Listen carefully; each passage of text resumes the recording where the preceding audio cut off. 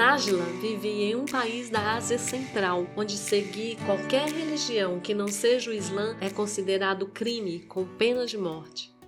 Casada e mãe de 2 filhos, ela conheceu alguns cristãos e por meio deles teve um encontro transformador com Jesus Cristo, entregando sua vida a ele. O marido de Nájila era um empresário bem-sucedido e tanto ele como alguns membros de sua família eram muçulmanos conservadores. Temendo pela sua segurança e pela segurança de sua família, Nájila decidiu manter sua fé em segredo.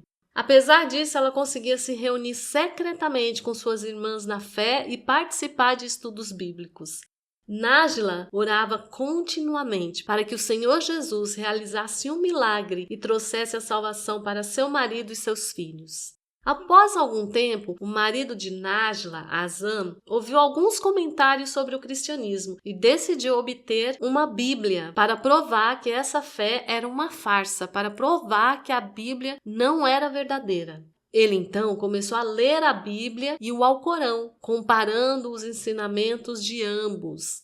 Só que algo inesperado começou a acontecer. Quanto mais Azan lia a Bíblia, mais se sentia atraído por suas palavras. E dúvidas sobre o Corão começaram a surgir em sua mente. Até que um dia, ao ler a Bíblia, ele percebeu que realmente precisava da salvação em Cristo. Sem saber ao certo como agir ou com quem conversar, Azan decidiu buscar alguém que pudesse ajudá-lo e ficou pensando em quem. Foi então que ele descobriu que havia um pastor em sua cidade e resolveu procurá-lo. Esse pastor cuidava e discipulava um grupo secreto que se reunia na cidade de Nájila. Azan estava profundamente impactado e não conseguia mais esperar para entender o que estava acontecendo com ele.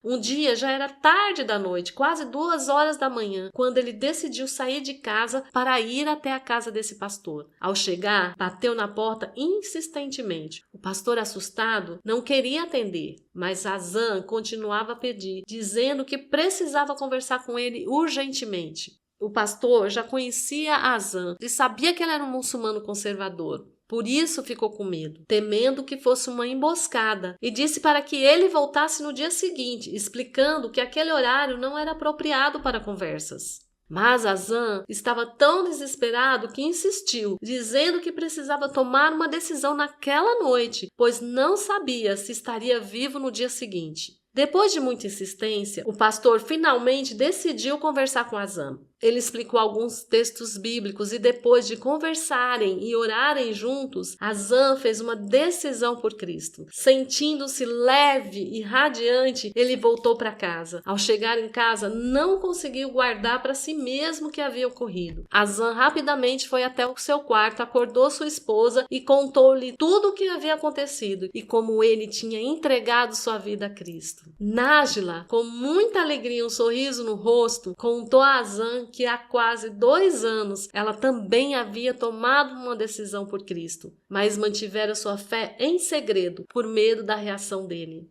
Azan começou a participar dos estudos bíblicos junto com Nájila e suas irmãs. Eles estavam felizes por terem conhecido a Jesus e por poderem estudar a Bíblia juntos. No entanto, infelizmente, foram descobertos pelo governo. Acabaram presos, torturados e perderam todos os seus bens. Casa, carro, empresa, foi tudo confiscado pelo governo.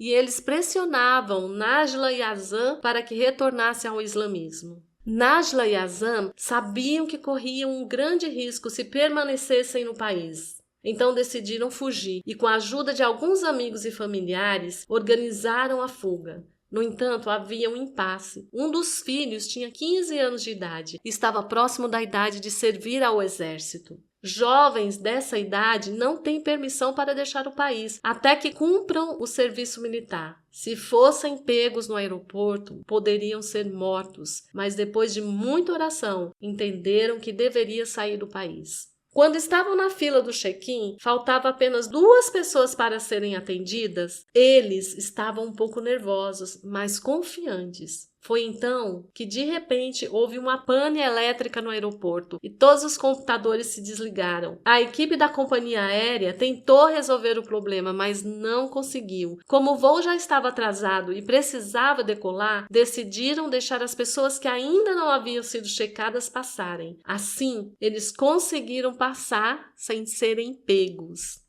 Por meio desse milagre, conseguiram sair do país e chegar seguros até outro país, onde encontraram asilo e permanecem até hoje. Agora são refugiados e podem adorar a Jesus com liberdade.